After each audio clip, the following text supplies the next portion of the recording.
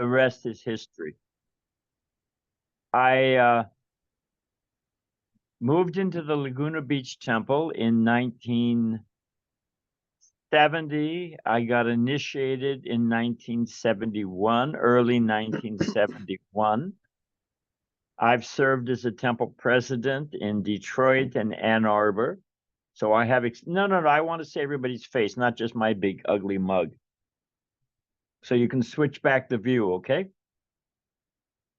Yeah, I don't like, there we go. I like this much better, if you don't mind. Yeah, and so I know the Midwest, at least the Midwest in the 70s. I have served as a member of the GBC since 1987. I've served as the chairman a couple of times of the International GBC. I've served as the chairman a couple of times of the North American GBC. Or regional body, it's called now, the North American RGB, regional governing body. I took sannyas in 2014. I've been an initiating guru since 2020. And there it is. That's my history in a nutshell. My father told me one time, he didn't know much. He asked me, he didn't know much about ISKCON or our lifestyle. And in his mind, he said, you're living this monastic order as a monk, cloistered life. It must get boring. And I said, Dad, I've been baked, burned, dipped, dropped down a shaft. I said, but I've never been bored. Boredom has never been a problem. And Krishna says in Bhagavad Gita that I am adventure. And my 50 plus years in ISKCON have been a real adventure. I wouldn't exchange it for anything else in the world. It's been a real adventure and purifying and worth every moment. So Hare Krishna. So I picked as a theme, I wanted to tell some personal experiences with Srila Prabhupada, because they are, well, I'll tell you one I hadn't planned on telling. If you've ever been to the LA temple, you know Prabhupada's garden. Now, Prabhupada's garden now has a fountain in the middle and other things. It's very nice. But in Prabhupada's time, it was a big grass lawn and with flowers around the perimeter, around the border. But you used to be able to sit, you could put 20, 30 people there, tightly packed in Indian bus style.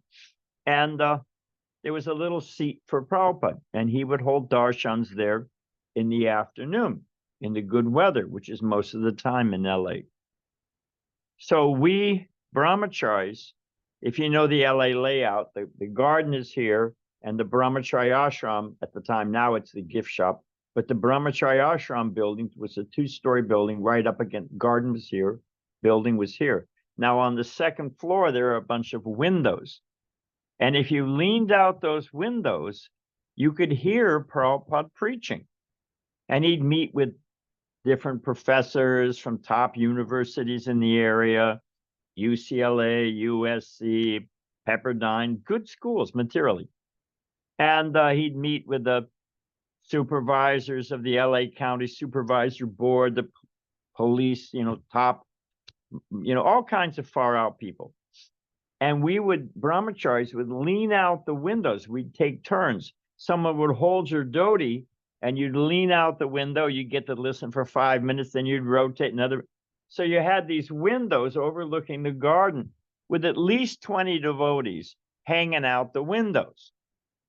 Now, our temple commander, who used to be a Hell's Angel, that's a fact, and retained the disciplined style of his previous life before becoming a devotee. It was one heavy character. and very nice, but you didn't argue with Keshava Prabhu. You just, he would let you know the error of your ways. So one day, after this had been going on for a couple of weeks, he said, Prabhupada's meeting with so many, cultured people and influential people, and you guys are hanging out the window. It looks like a barrel of monkeys. So you can't do it anymore. And we were heartbroken, but we accepted that, well, all right, he's probably, he's correct. And we don't want to embarrass Prabhupada in his preaching mission. So we stopped. First day, Prabhupada came out after Keshava's edict. Prabhupada came out, sat down. He was meeting with professors from UCLA, USC, different schools. Prabhupada came out, sat down, looked up, turned to Keshava, and said, "Where are the brahmacharis? Go and get them." So he went, we were in ecstasy, but Prabhupada wanted us to hear him preach.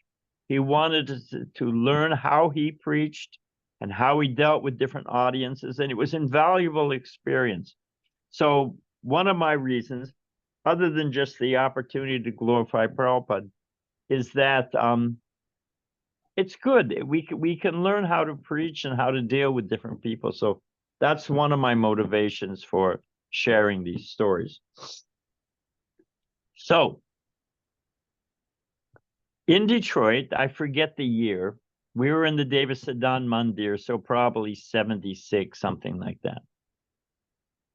In an evening darshan, there was an Indian man thinking of Prabhupada as an ordinary pundit or whatever.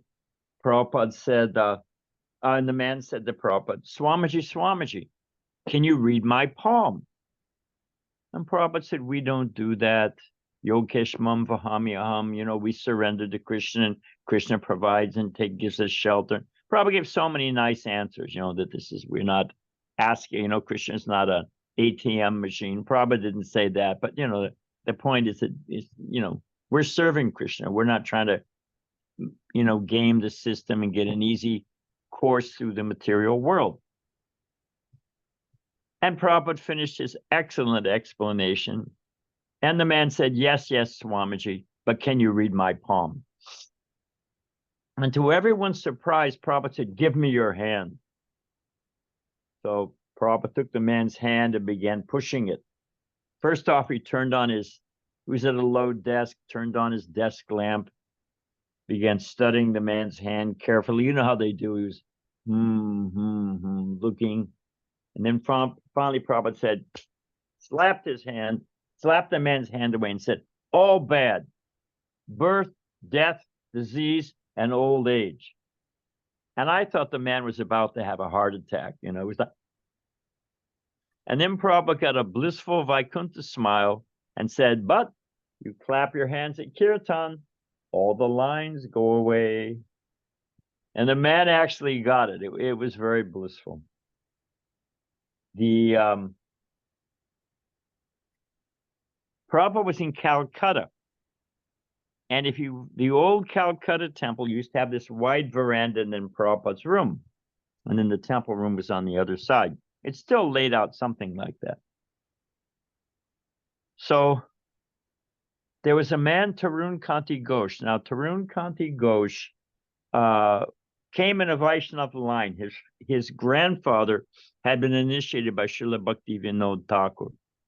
And he owned a bunch of local language vernacular newspapers all over India. And he was an influential guy. I think he was a member of parliament, stuff like that. And he came to see Prabhupada. And he had been to a yogi who could supposedly, by Prapti City, had made a big red German apple. And Tarun Kanti Ghosh was very impressed. He kept saying, Prabhupada, I saw this yogi, and he made an apple. He was in a gumsha. He had no shirt on. There was nothing up his sleeve. And made, out of nowhere, he made this apple. The guy couldn't. And Prabhupada tried to explain, about what about Yogeshwara Krishna? You know, what about, you make a drop of some yogi makes a little piece of gold, and what about the person who made all the gold mines? He probably gave so many nice answers, and the man just could not get beyond it. Kept apple, apple, apple, yogi, no apple. There was he couldn't get beyond it. And Prabhupada, who was humility personified, you remind me that I can tell some stories. Prabhupada's humility personified. In his role and duty as a teacher, Prabhupada had to sometimes assert himself. So Prabhupada said to the man, seeing that the man couldn't go beyond this yogi, and made one apple. Prabhupada said, I came to America with nothing. Prabhupada had 40 rupees, which you couldn't convert in America, so it was just like having paper. And he had $20 from the set of Bhagavatams that he sold to Captain Pandya on the Jaladuta. And he had a sack of coins to get him from Boston or New York, wherever it was, I think Boston, to get him to Butler, Pennsylvania on the bus. That was it.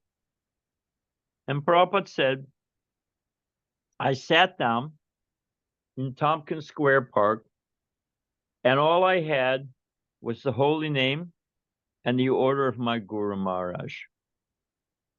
And Prabhupada began to chant the holy name.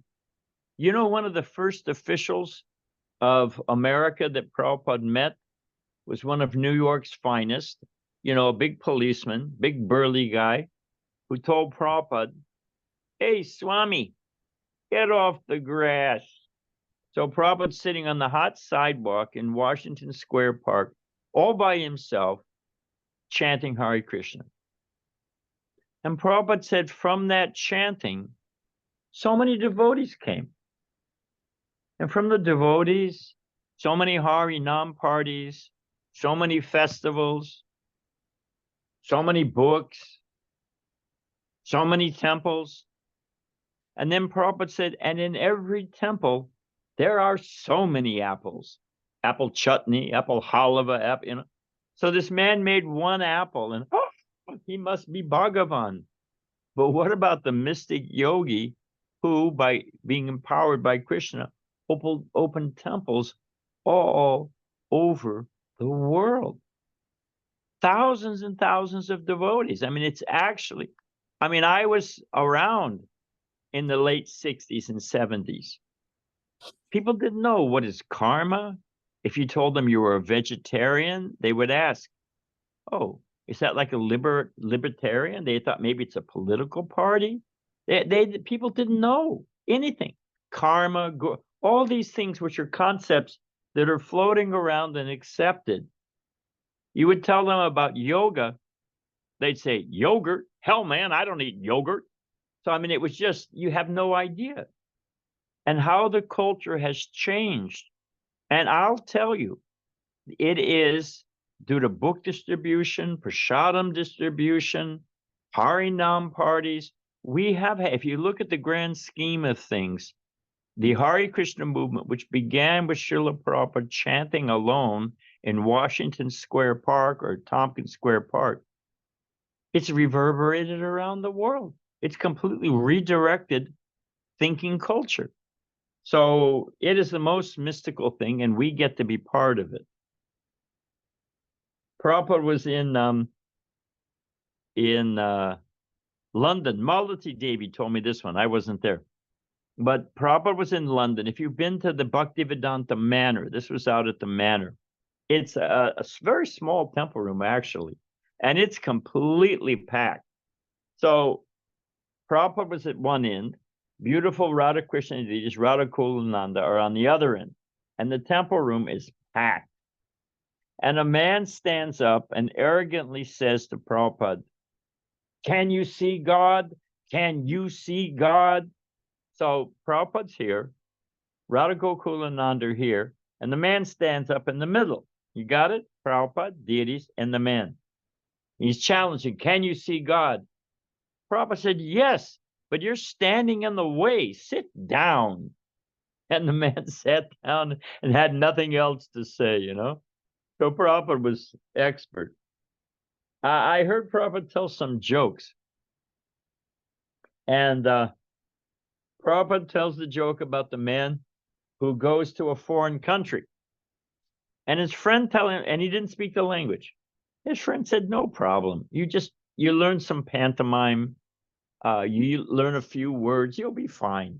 And if you're in a foreign country, you can get by with a couple core words. You can, buy your groceries and find your way home, usually. So the man learns to say yes, no, and very good in the foreign language. So he goes to the country and, he's getting on. He's pointing and, yes, no, very good, no, no, yes, very good, no, no, and things are going on. One day he's out in front of a bank and robbers rob the bank and get away. The police pull up. They see him standing there. They say, did you rob the bank? He has no idea what they said. So they say, did you rob the bank? He says, yes. They say, well, give the money back. He says, no. They say, then you're going to jail. He says, very good. And off he goes. So Prabhupada said, people say, oh, I know the Vedas, I know Krishna. He said, but they have a superficial understanding and they get themselves into trouble. You have to understand the science. And for that, you need to hear from a bona fide spiritual master. Prabhupada, I heard the Prabhupada tell this joke too. He told Sadaputta, one of the founding members of the Bhaktivedanta Institute, that people in Kali Yuga know more and more about less and less. We don't have Renaissance men, generally speaking. We don't have deep thinkers. We have technicians who learn some specialty. We have a guy here, he's a nice devotee, he's an initiated devotee. He works in a special type of laser light, how it's filtered through a special type of crystal. I mean, he's a specialist in a special field, and there's a very narrow band, and that's, so people know more and more about less and less. So on that theme, Prabhupada told a joke. Two men are riding on a train in India. And I mean, you see a few like this out in Bengal, not Bengal, Bihar, but generally speaking, you don't see them anymore. But there used to be, all the trains used to run on coal. And I've experienced that, if you're a couple cars back from the engine where they're shoveling in the coal, that black soot blowing out of the locomotive, it comes in the windows. And you shut the windows and those little fans they've got never work. They don't cook, so you're hot as anything. So you open the window to at least get a little air, and the soot blows in. So two men are riding on a train together. They open the window a crack, and one man gets a cinder in his eye. It's extremely painful. So he's writhing in agony. His friend goes to look for a doctor. And he goes through all the compartments. Can't find a doctor, can't find a doctor. Finally, he gets to the last compartment, and it's a group of doctors going to a medical convention. Fantastic. Well, not quite. This one's a podiatrist, this one's a cardiologist, this one's an endocrinology, this one's, can't find an eye doctor.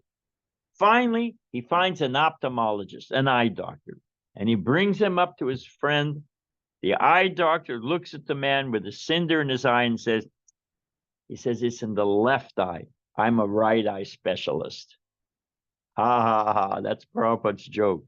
So they know a little narrow band, but they don't know anything about who they are and where the world came from and who's the creator. They just, so their knowledge is very narrow band.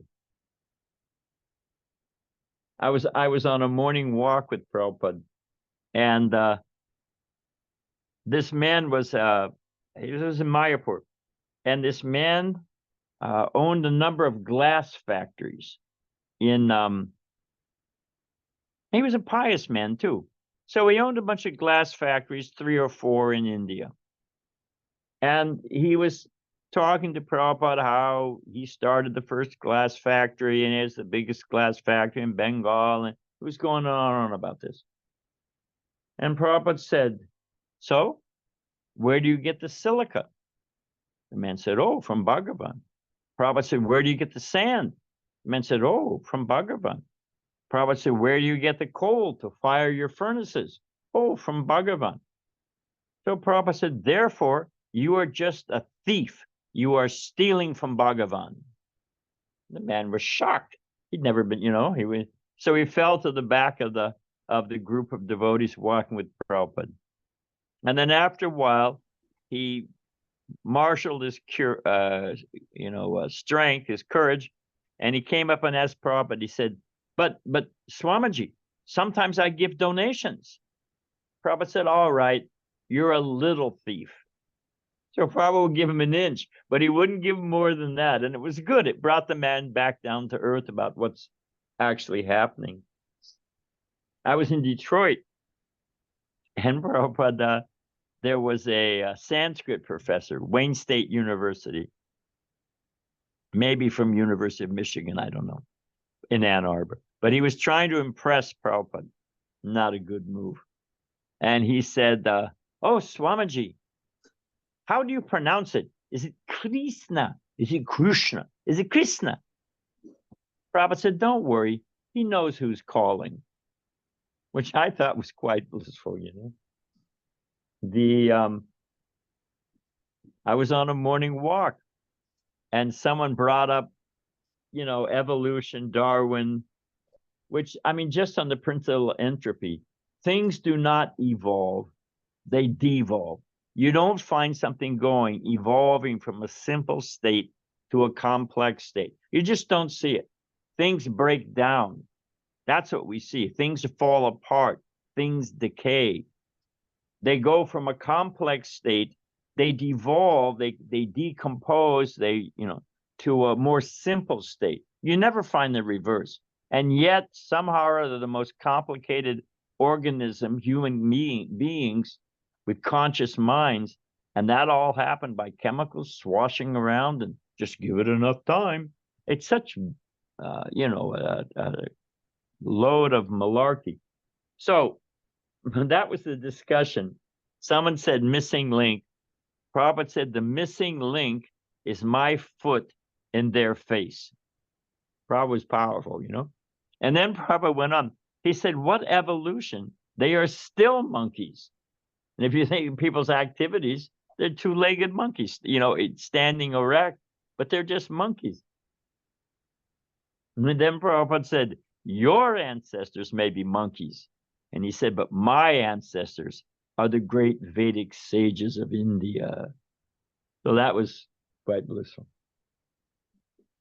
Satsarupa Swami told me this one, that he was traveling as Prabhupada's secretary in India. And Indians, people in general, I don't want to just blame them.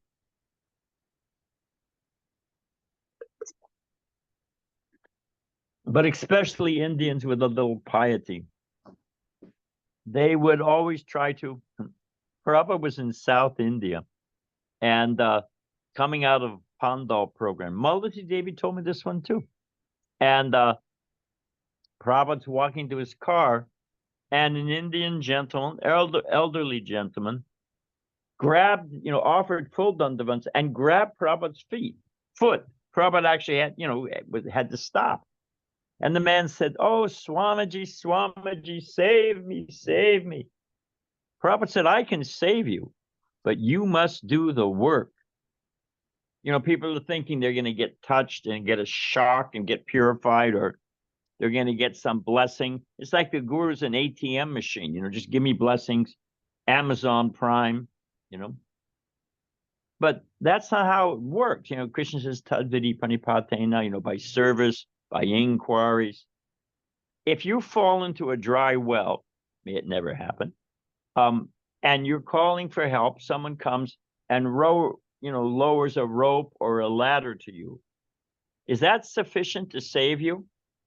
What do you think? Anyone want to offer an answer? You fall in a dry well. Someone lowers a rope or a ladder. Is that sufficient? What do you No. think? No. Who said no? Okay, Prabhu, defend your answer. Why isn't it sufficient? You What have to else hold, has to happen? you have to hold on to that rope. You have to climb it. You have to apply yourself. Yeah, it's necessary, but it's not the whole process. It's not sufficient in and of itself. So Prabhupada's on this train, and Prabhupada was up early. Obviously, he's all up hours before the devotees, and he's in his compartment, little compartment on the train, and he's doing his translating work. And Prabhupada did not like to be disturbed during his translating. I mean, there's multiple confirmations from Hare, from Ramaswar, multiple confirmations of Prabhupada saying the same thing at different times. Hare told me personally, and Ramaswar confirmed he had a similar experience. I'll get back to Satsrupa on the train if you remind me, but this is I just thought of this one. So Prabhupada's sitting at his desk. No. So sometimes when Prabhupada was up early in the morning, he was always up, but sometimes when he was up early in the morning, we're talking 1 o'clock, 2 o'clock, 3 o'clock in the morning. If you were up also as Prabhupada's secretary and servant, sometimes he would call you in his room and he'd share something wonderful. He would share early memories of his pastimes as a child or early days with his Guru Maharaj, far out stuff. Hari Sari told me that Prabhupada called him in one time early in the morning, and he said, "You see this bug here? It was a little bug. It was trying to climb up the wall." Prabhupada said, "I've been watching him. He's been falling, climbing and falling, climbing and falling. He must be very tired." And Prabhupada broke off a little. He would keep some sandesh. He would like to have a few pieces of sandesh on his desk. If he got tired, sometimes he would take one for a little boost. So he broke off a little piece of the sandesh. He gave it to Hari Sari and said, "He must be very tired," talking about the bug. He said, "You pick him up with this sandesh and you take him outside." So it's an example of Prabhupada's compassion on even the tiniest living entity, So Harikesh thought, well, if I'll get up early, and then if you know Vrindavan, there's that little ante room in front where the secretary used to sit and greet people and kind of guard Prabhupada's door and determine who got in and who didn't, and like that. So Harikesh said, if I'm ostensibly cleaning that, I'll move the furniture around, I'll make a little bit of noise. Prabhupada will know I'm up, and maybe he'll invite me in, and I'll get some nectar. So he was thinking like that. He's banging around in there, moving the furniture. Sure enough, Prabhupada calls him in. But Prabhupada says, "Why are you making so much noise?" He said, "You don't understand. I have to pick each and every word in my purports so carefully. They need to stand as the law books for humankind for the next 10,000 years. So we have to understand, what's in Prabhupada's books. And those 10,000 years, that's not just an arbitrary number. It's described in the Badrinarayana Purana that in the age of Kali, and Prabhupada quotes this, and I heard him lecture on it, that at the appearance of Sri Chaitanya, Kali Yuga is going one way. It's like a river flowing and it's going downhill. But there's an eddy, there's a cross current beginning from the time of Sri Chaitanya Mahaprabhu 500 plus years ago that's going in the other direction against the current. Prabhupada said that in the Kali Yuga, there's a golden age beginning with the appearance of Sri Chaitanya Mahaprabhu. And again, this is confirmed in the Badrinarayana Purana. So the main current's going one way to the further degradation of the age of Kali. But there's a cross current beginning from the appearance of Sri Chaitanya Mahaprabhu of a golden age within Kali Yuga. It goes 5,000 years up and a 5,000 year plateau.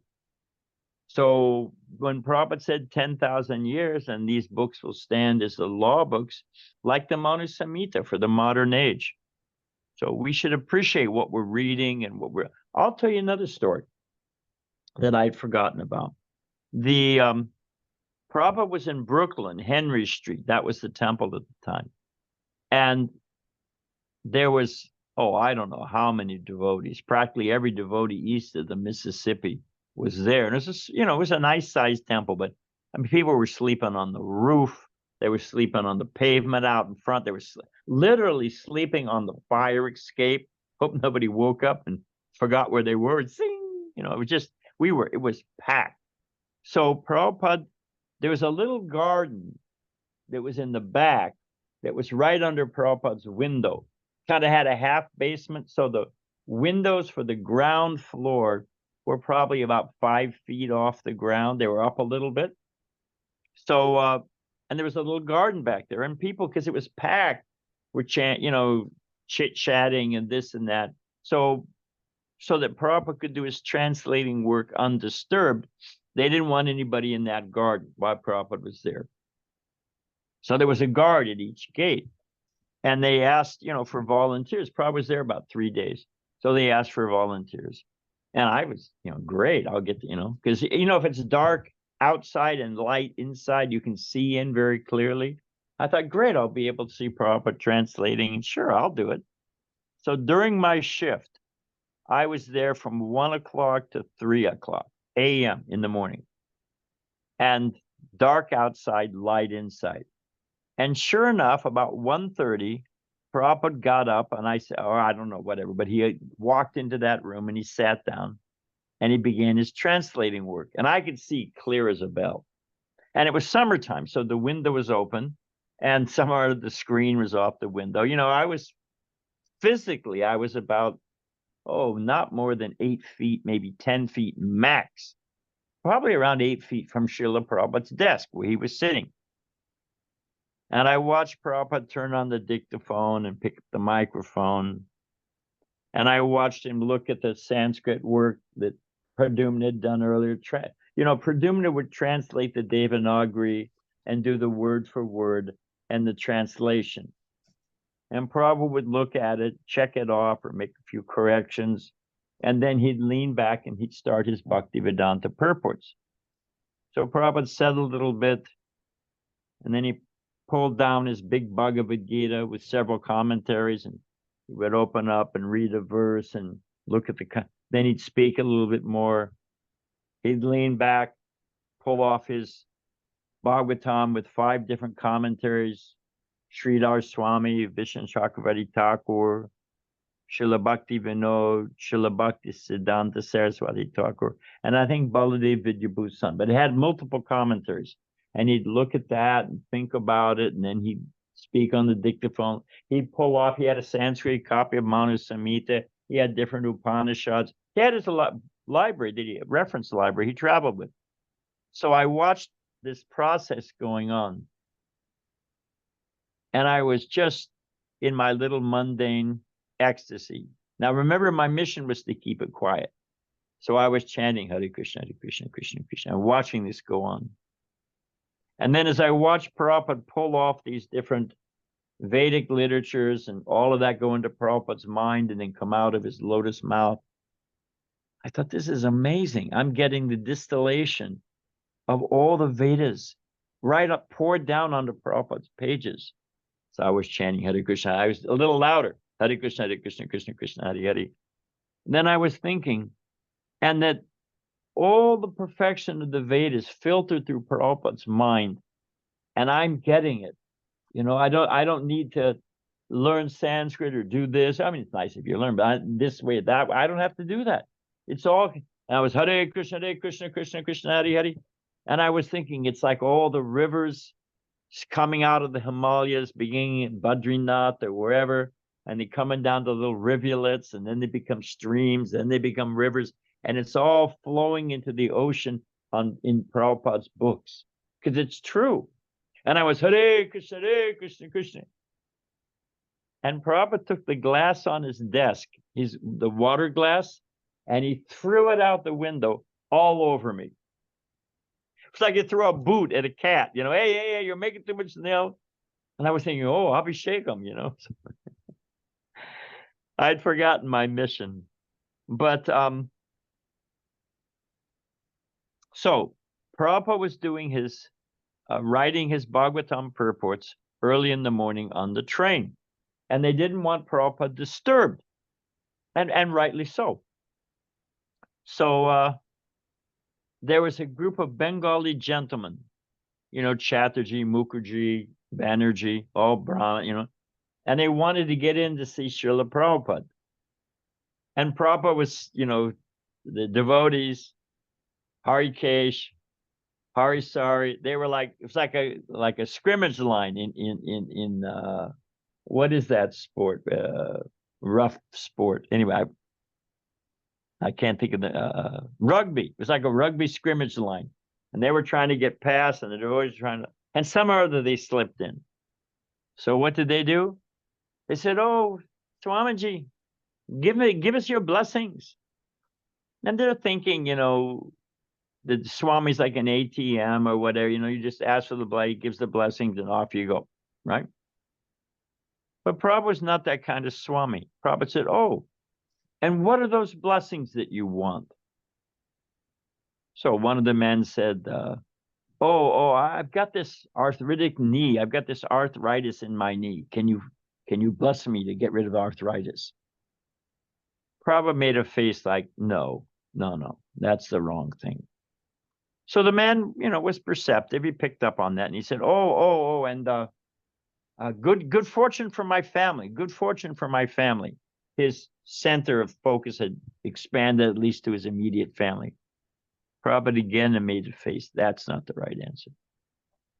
So then the man said, and peace and happiness for the world. Peace and happiness for the world. You know, the circle expanded out. Prabhupada made a face. That's not right. Prabhupada said, you want my blessings? And he pointed to thin, skinny little Satsarupa Swami. And he said, you want my blessings? Take this saffron cloth. Become renounced. Oh, Swamiji, no. And they were out. They were gone. You know, they didn't. And it's Prabhupada, in this way, politely, Prabhupada got rid of them immediately, you know, and he could get back to his translating work. But it was what is a real benediction? Is it to become further attached to this world? Is that real? You open an eye camp so that they can, if you open an eye camp and they can read Bhagavad Gita, great. But if you open an eye camp and all it is to go home and watch Bollywood movies, have you really helped them? So Prabhupada was in a very expert way, simultaneously clearing his compartment and making a very nice point. What is genuine spiritual life? Now I'm looking at the time, and let me think.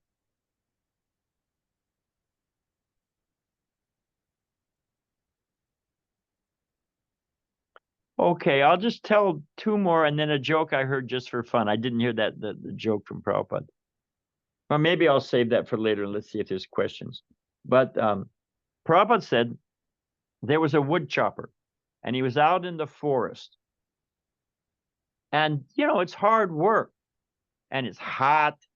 And when you chop down the wood, you got to lug it all the way back to it's not an easy job. So the man was lamenting his station in life, chopping at some wood. And he says, man, I wish this wood. Oh, he sat down under a tree for a little shade and a little respite from the labor of the day. And he said, I wish this, there are people, we say things to ourselves sometimes. He said, I wish this wood would just chop itself. And lo and behold, this is Prabhupada's joke. Lo and behold, the axe began flying through and chopping the wood. The man was shocked, you can imagine. And just to test the situation, he said, wood, stack yourself. And sure enough, it all stacked itself. And the man thought, I must be sitting under a kalpa-vriksha, a desire tree. So he said, it's hot out here. I wish I had a shade tent. Poof, big, beautiful Persian shade tent. He said, nobody can enjoy alone, despite the impersonalist view. Prabhupada said, I wish my friends were here. Poof, the shaded tent's full of his friends. And, that's not just enough.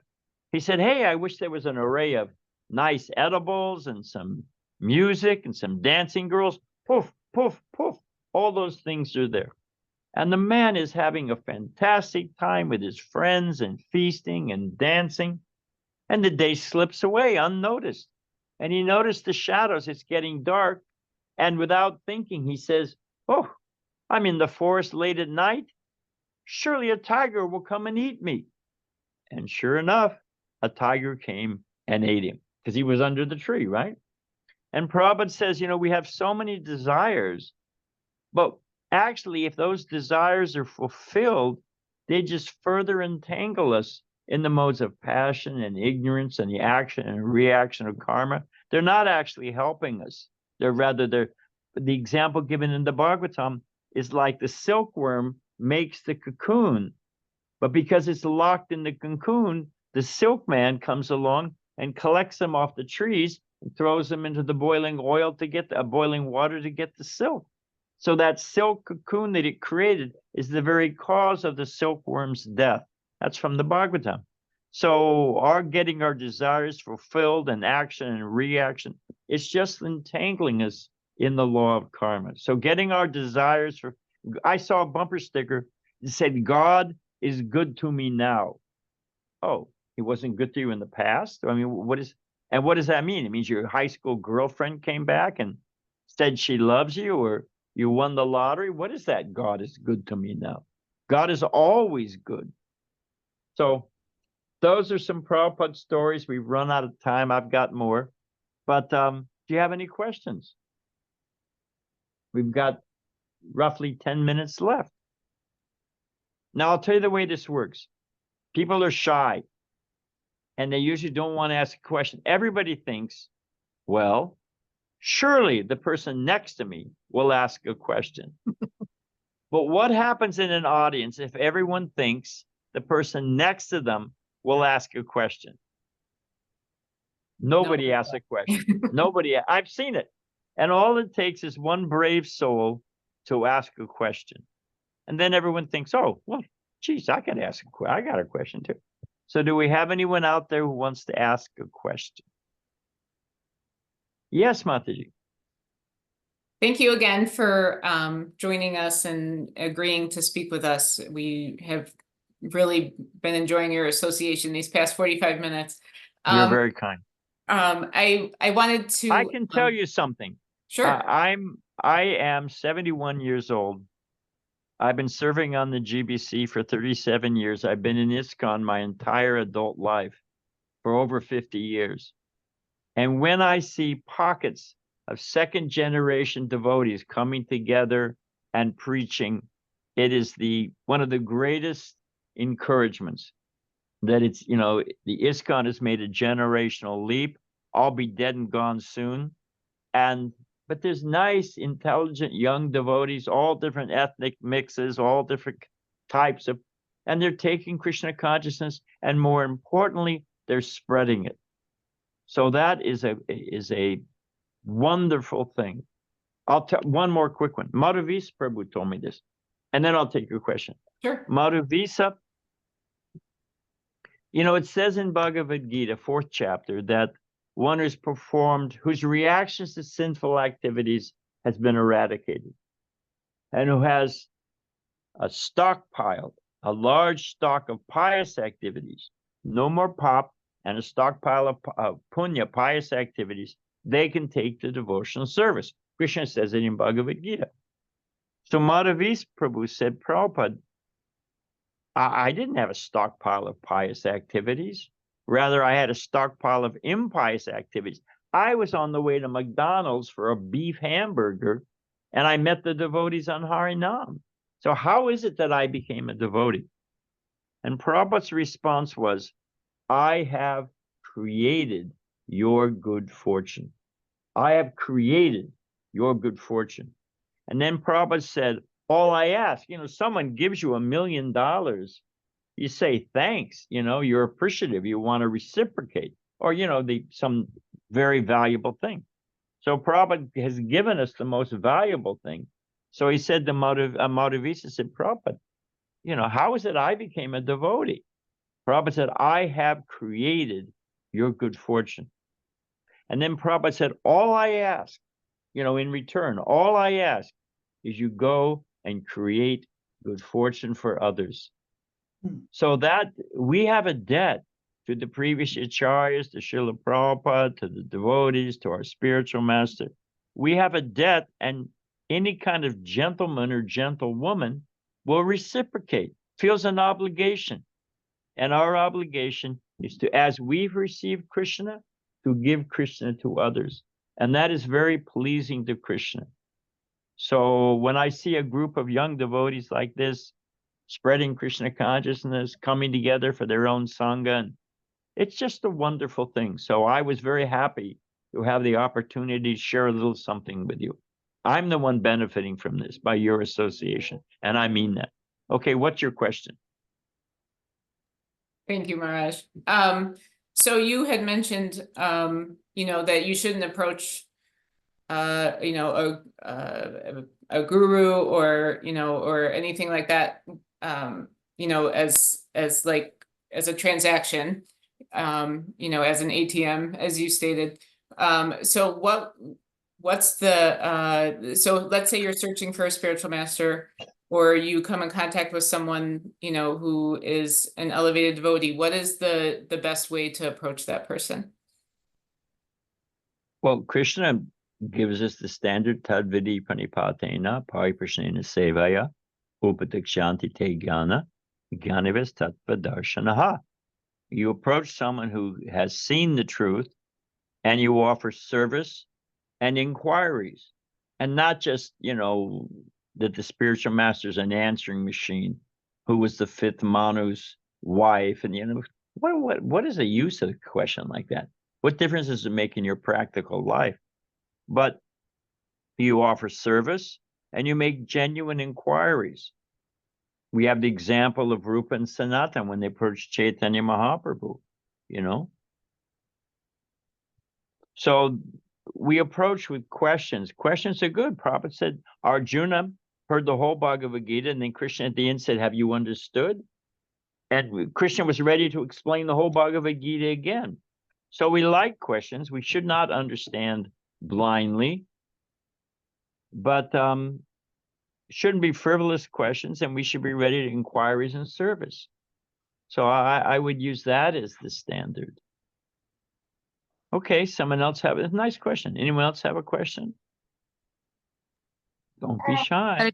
Maharaj, Yes. please accept my humble obeisances, Maharaj. Yep. Maharaj, I have a question. I was curious about the one thing that you mentioned about the 10,000 years being golden period in Kali Yuga. Yep. So you mentioned the first 5,000. You're bouncing around. I'm going to get seasick. Sorry, And Maharaj. go ahead. Just fix it in one place and leave it there. Okay, there we go. Hare Krishna. Yeah, Hare Krishna. So you said the first 5,000 years is going to be like this, and the rest 5,000 is going to be flat. Plateau. That's what Prabhupada said. Yes. So how is it that after this 10,000 years, the golden period is going to end, like right there without it? Yep. That's what Prabhupada said. Okay. And Prabhupada said, by that time, all the devotees will have gone back home, back to Godhead. Okay. And then someone asked, what about those who have not?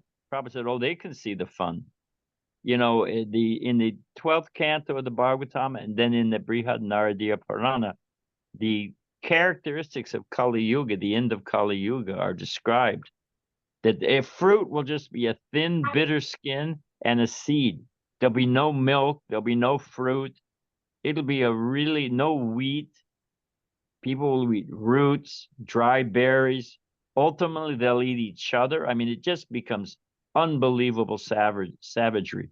Prabhupada said, and you can see it happening already. Fruit is, now it's picked green from Chile, and shipped into America. There's no flavor, no life. I mean, people are dying from prepackaged food. You go into the supermarket, what they're calling food is all full of cornstarch and sugar and, you know, GMO foods. You can see it happening already. People that don't drink milk anymore, of course, not supporting factory farm. That's a noble thing, but they're phasing milk out of their diet. It's you know, people are living, you know, they're dying from cancer, they're dying from bubonic plague is coming back, tuberculosis is coming back, superbugs are coming back. I mean, it's a scary world. I saw a bumper sticker that said, if you're not paranoid, you have not been paying attention. And it's true. It is a dangerous, rough world. And it is, I'm 71, like I said, and I can tell you how things have changed in my life. The divorce rate, the suicide rate. I mean, don't get me started because I don't want to eat up all of our time. But the fact that the Kali Yuga is progressing on a cosmic time scan very quickly. But by the mercy of Sri Chaitanya Mahaprabhu, there is the golden age to pick up whoever's left. I was in a room personally when Prabhupada said there are Brahmins on every corner. Just go and pick them up. And Vaisheshika was giving class in Laguna Beach the other day, and he mentioned that Srila Bhakti Vinod Thakur writes that although if you ever do door-to-door Sankirtan, you know, Harinam, book distribution, and they open the door of their apartment or house, and the horrible smells waft out, alcohol and grilled beef and cigarette smoke, and they've got some nonsense on the computer, just rubbish, you know, the saying garbage in, garbage out. All that garbage is going into their brain. It's just, you know, it's like going into Cro-Magnon man's cave. But Bhakti Srila Bhakti Vinod Thakur says that even though they're in that condition, subliminally, within the core of their heart, they're looking out the window, they're looking down the road, and they're wondering, when will Sri Chaitanya Mahaprabhu's devotees come and save me? So they're out there. They're just waiting for us. And devotees go out on Harinam, Prasadam distribution, festivals, so many sweet things. And that will pick up whoever's left off. You know, Prabhupada said, it'll be like churning milk, you know, cream, it separates into the whey and into the butter or whatever. Or when you curdle milk, you know, it becomes, you know, paneer and whey or whatever. So there's a separation. But a churning of time, like churning the ocean of milk, as Kali Yuga progresses, the asuras will associate with each other, and then the devotees will associate with each other. There'll be pockets that will be like Satya Yuga, and there will be pockets where Kali Yuga is going full bore. And we can see that. Spend some time in Times Square in New York City. It's just shocking, you know? Whoops. This was supposed to be shut off. Well, let's see what happens. We'll have to tolerate that. We're almost finished anyway. So that's what happens according to Prabhupada. The last are pulled up. And look at the last, the Yuga avatar for Kali Yuga. There's no question of preaching. The bottom of the barrel that's still left, he just comes and kills. And then it starts over fresh as Satya Yuga.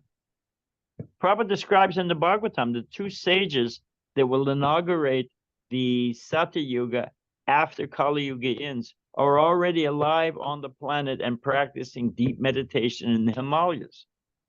So it's all set up by Krishna's design. And our job is to get as many people out before the party ends. Is that all right? Oh, we're going to bounce around again. Yes. Anybody have another question? Just one question and we'll end. Going once. Going twice. All righty, so be it. Thank you very much, Prabhu. Thank you very much for your association and for your dedication to Prabhupada's mission. Thank you so Hare much, Krishna. Maharaj, for agreeing to speak with us. Before you go, can you please tell us the joke? What was the joke? Oh, that's okay. That one's it doesn't have to do. It's not from Prabhupada, but I think it's a nice joke. I think Pragosh Prabhu told me this one. So thank you for remembering. The Pope held a convention and invited, speakers from representatives from all different faiths. Although we're actually Yuga Dharma, Varnashram Dharma, and that's another story. But he invited a nice Vaishnava from Vrindavan. And the Vaishnava, of course, spoke from the Bhagavatam in very enlightening, very, deep fashion. And the Pope was very impressed. So after the conference was over, he asked the Vaishnava, Braj Basi, I'd like to talk to you more. Can you come to my quarters and we can talk more? So he went to the Pope's inner chambers and they were talking. And he noticed that there was a gold phone there. So the Brajbasi Vaishnava said, what's the golden phone for? And the Pope says, oh, that's my direct line to God. You want to try it? But it's very expensive. So don't talk long. So the Vaishnava, we're self-satisfied. We don't have any, we're happy in Krishna's service. So he just offered Govinda Mari Purisham Tamahamba, Ishwara Parama Krishna Satchidananda. He just prays from the Brahma Samhita, offers some prayers, and is very happy and puts the phone down. And the Pope says, that was very beautiful. And the Vaishnava says, well, how much do I owe you? And the Pope says, you didn't talk long. I'll sell a ring or two and I can cover it. No problem. Okay. So some time passes and the Pope is visiting India.